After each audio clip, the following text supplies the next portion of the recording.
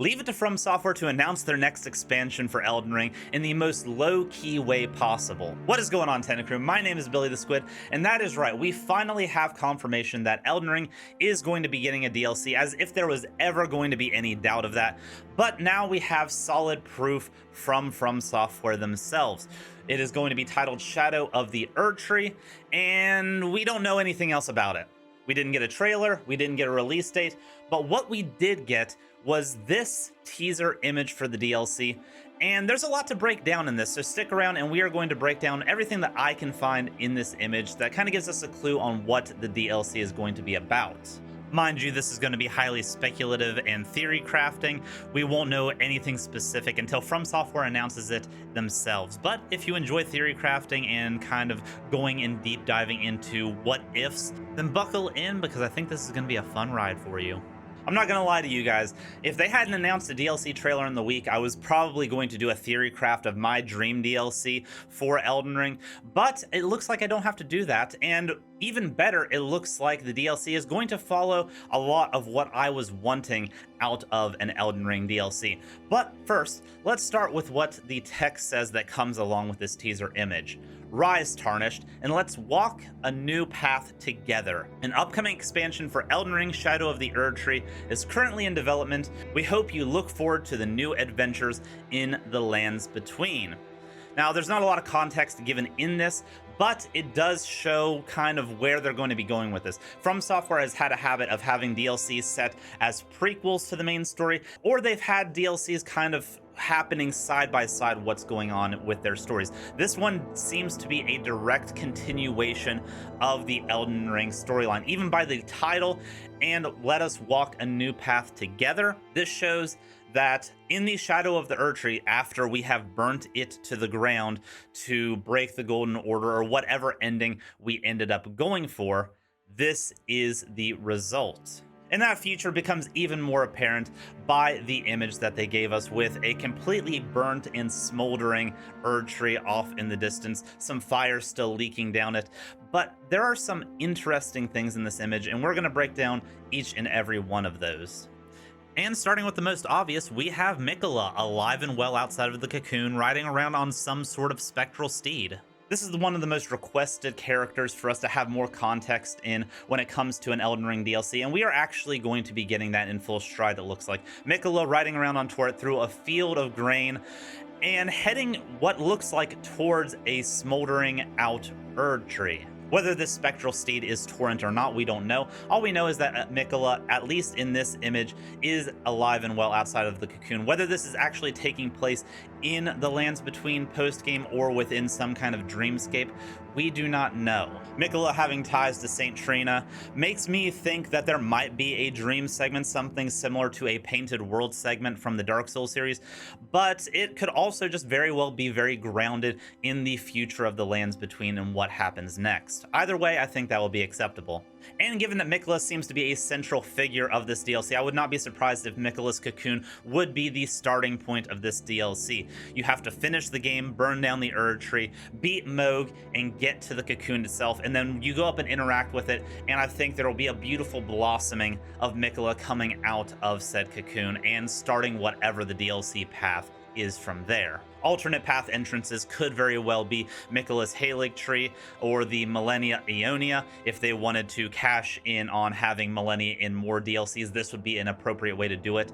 And they very well might actually backtrack to Miquella's Halig Tree at some point through this DLC. I would not be surprised if the Halig Tree ends up taking over the spot that the Erdtree previously did. But before we get too far ahead speculating, let's get back to the central image at hand and break down a few other key points, mainly looking around Miquella in this spectral steed and seeing all of these spectral graves popping up from the ground. This could have a few different connotations depending on how you want to look at it.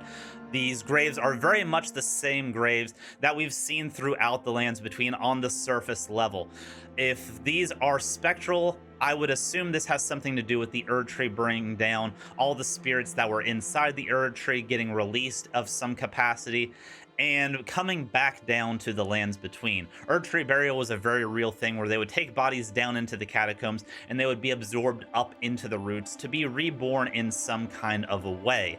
With the Erdtree not being there anymore, those spirits have nowhere to go, and they could just be manifesting throughout the lands between themselves. This is one possible solution, but I do think there might be something slightly more ominous going on with the notable rise of all of these different grave markers. Because yes, while these graves might be popping up due to the spirits of the Erdtree being released, it does look like there's some malevolence that might end up coming across the lands between and corrupting them potentially.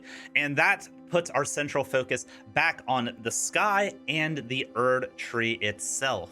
If this is going to be going off of one of the canon endings for Elden Ring, the only ending that I saw that had a similar sky pattern to this, as well as this rolling fog going across the lands between, was the ending of the Duskborn, Fia's questline and Godwyn's questline. And I do think that is where this DLC is going to be going forward, both Miquella and Godwyn being central characters to the continuation of the Lands Between story. As I said before, no other ending has this kind of rolling fog, this kind of grayscale look to the Lands Between as that last cutscene goes rolling through.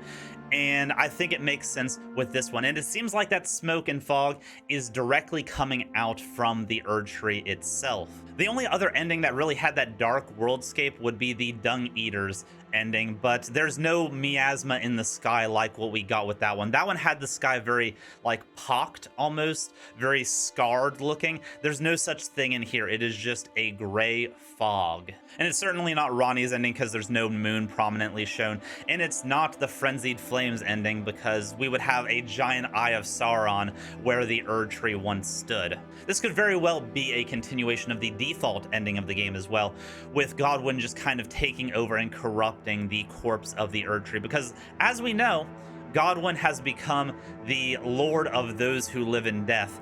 And what better dead thing to take over than the Erdtree itself if you want to spread your influence over the Lands Between? If we zoom in on the charred corpse of the Erdtree, I was really hoping to see something more solidifying that Godwyn's influence was potentially going to be in this DLC.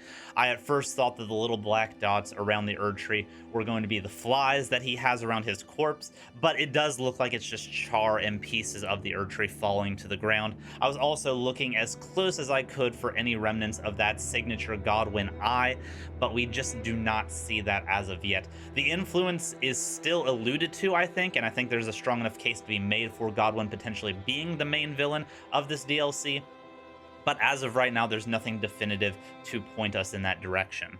As a small aside, if you look down at the actual logo, the O is a little bit suspect in this theory as well, because it kind of resembles a much more low-key version of the Mending Rune of Death. It doesn't have the tendrils going out as far as it was, but in that particular ending, to get that ending, you did need to get two halves of what ended up making a circle, and it looks like the O in this case is kind of made up in two halves. I might be actually reaching way too far for this, but it was just something neat that I noticed. And the last few ties that I'll make to the Godwyn theory for this DLC is that in the lore, at least from what the community has gathered up, Godwyn did seem to take over kind of a big brother rule to Miquella and Malenia whenever they were born. So there is that kind of tie that binds. Perhaps Miquella will try to cure Godwyn's condition, or it could be one of those tragic antagonist type scenarios. As well as the fact that we have Shadow in the title, with Shadow I feel being a pretty decent tie to Dusk as far as the Duskborn ending goes, but also Shadow of the Erdtree specifically means that I feel like something underneath the Erdtree is going to be a central role in this. Well, it could just simply be alluding to what the Erdtree left behind in its shadow after its rule. I feel like there might be a little bit more of an ominous tone to this. From Software is very keen about their word choice for the titles of their DLCs. Most of the time, they're a lot more forward than what they are. But I do think there's enough info there to go on, and I can't think of anything more terrifying for a DLC and a potential conflict of a DLC than spirits being released from the Erdtree just to be corrupted by those who live in death. And this leads me to how are they going to actually do it from a gameplay perspective. Most of the DLCs that From Software has put out have taken place in completely different locations from where the central game took place. And I think they might be changing that up with Elden Ring. If this was going to be the Badlands DLC, it could have very easily taken place out in the Badlands, somewhere far away from the Lands Between, and been kind of a prequel story to what happened within the Lands Between. With this setup, I don't think they can get away with moving it too far away. Maybe a new area of the Lands Between, or several new areas of the Lands Between, will be unlocked now that the Erdtree has been opened up. And I have a feeling that if anything, it's going to be one or two set locations that are new, but I would assume that there's going to be an overall morph to the map completely. Regardless of where the DLC takes place, I definitely believe that that central point of the map that's covered in clouds is going to be a centralized location for this DLC. Whether the whole DLC takes place there, or if they do transform the Lands Between for the DLC, which I think would be really, really cool for them to be able to pull off. It might leave a sour taste in some people's mouths that are wanting completely fresh and new content, but I like what they did with the Royal Capital from the base version to what happens to it after the Erdtree gets burnt down. I think they could do a transformation like that with most of the Lands Between, if not just the locations around the capital springing out from the Erdtree. Regardless, I'm sure the community is going to come up with thousands of other theories about what this DLC could be about before From Software ever releases more info. This is how they do. They put the teaser out there and let the community build the hype for them. And I want to know what you all think, Tentacrew. What do you think about this new DLC, Shadow of the Erdtree?